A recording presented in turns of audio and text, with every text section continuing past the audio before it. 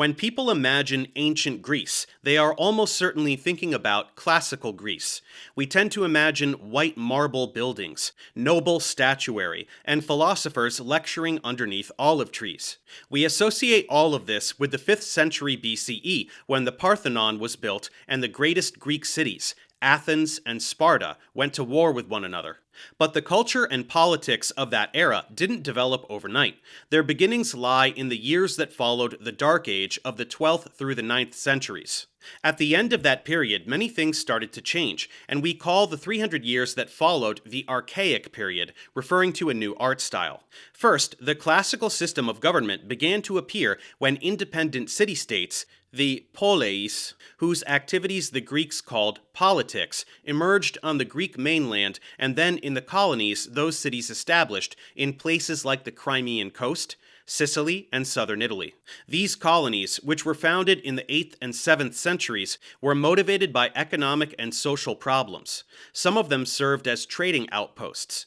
The Athenians, for example, used them to import grain from the Black Sea, while others were founded because their metropolis, or mother city, had run out of land for its citizens.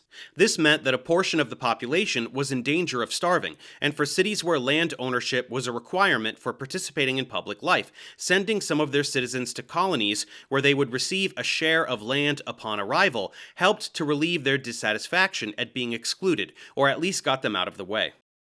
The poleis and their colonies made use of different forms of government. There was aristocracy, or rule by a landowning elite of the best men; democracy, rule by the people, whatever their profession; and tyranny, rule by a single powerful leader, though not necessarily a harsh one as the modern use of the term implies. But regardless of their form of government, these poleis recognized their inhabitants as citizens, which meant they had certain rights that Greeks from other cities, who were called xenoi, did not have. The city-state might also have had an advisory council, or boule, a public assembly, or ecclesia, courts of law, and often some system of choosing public officials. Earlier in the Archaic period, poleis tended to be governed by aristocracies, many of which were replaced by democracies or popular tyrannies as time went on. Athens became the most famous example of a democracy that allowed all of its free male citizens, who may have amounted to as much as 30% of the total population, to serve on assemblies, which made it a direct democracy rather than a representative one. They were able to elect officials, including generals, and to serve on juries. Sparta, on the other hand, was ruled by a pair of kings, and a small military elite called Spartiates, which dominated the helots who worked the land that belonged entirely to the state. Sometimes a city would shift from aristocracy to democracy, or a faction of citizens would seize power for a period.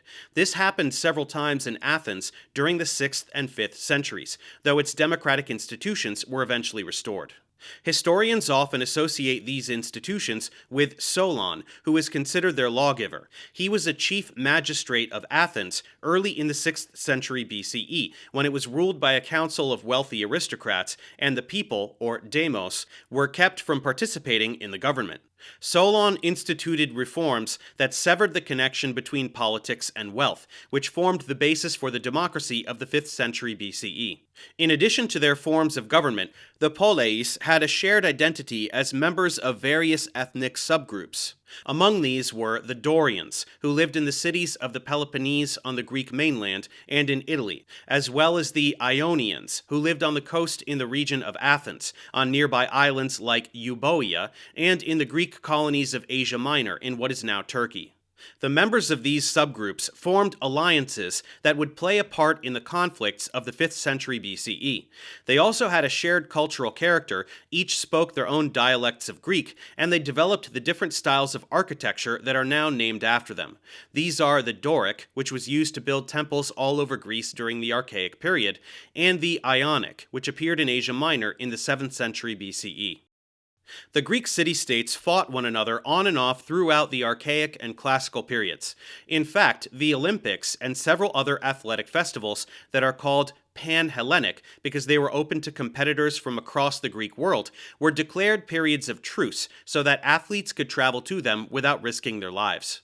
But there were two very large conflicts during the 5th century BCE that put the Dorian and Ionian alliances to the test. At the beginning of that century, the Greek cities of Ionia rebelled against the Persian Empire, which had subjected them to its authority, and the Athenians, who were themselves Ionians, sent soldiers to help them do it. The result was that a large Persian army invaded Greece in 490 BCE, which was repelled almost solely by Athens, who were famous for their navy. But the decisive Greek victory in this war was the land battle that the Athenians fought at Marathon. The Persians launched another invasion 10 years later, which became famous for the Spartan battle at Thermopylae, commonly known as the Last Stand of the 300, which they lost, and the Athenian naval victory at Salamis. Writers like Herodotus gave particular credit for the Greeks' success to the Athenian politician and general Themistocles, who encouraged the city to build warships and led the naval victories of the war in 480 BCE.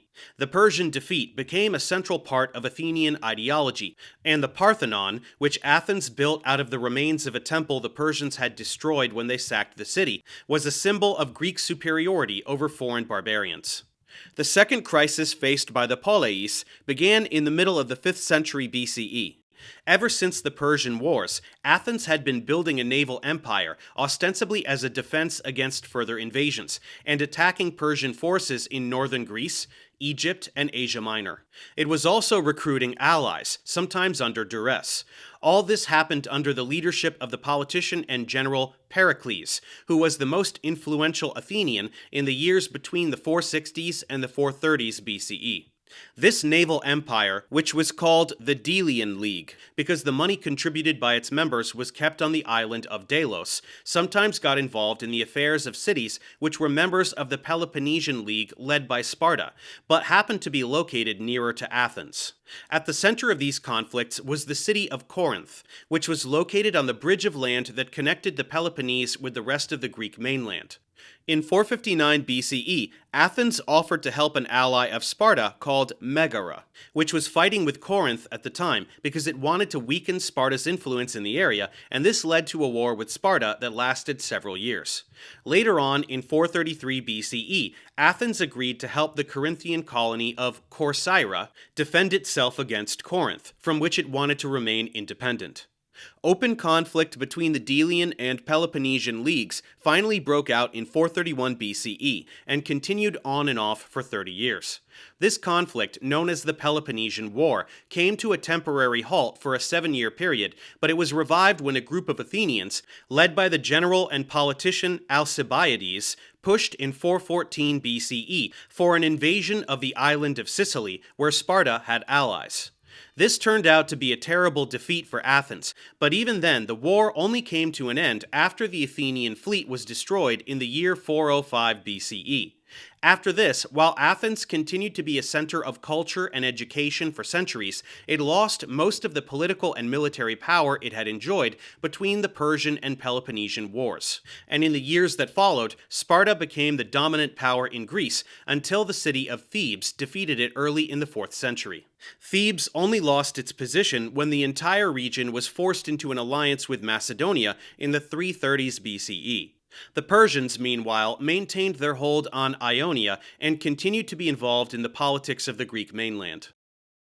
Though the ancient Greeks spoke a common language and had a common culture, they tended not to see themselves as a single nation or ethnic group, except when they were distinguishing themselves from foreigners like the Persians, the Gauls, or the Egyptians. The Athenians, for example, had their own distinct ideology, which we know a lot about from their literature, laws, and art. They promoted the idea that democracy was the ideal form of political life, a belief that was not accepted by philosophers like Plato, who thought that the mass of citizens should be governed by a righteous and well-trained elite. The notion that regular Athenians could and should participate in assemblies and juries, and that they were capable of making the best possible decisions in both war and peace, was also challenged at times by Athenian playwrights like Aristophanes. Drama was a central part of classical Athenian culture, and writers were allowed to express critical opinions even in times of war, so Aristophanes was free to portray the demos as lazy and greedy idiots who took part in public life only because they were paid to do so.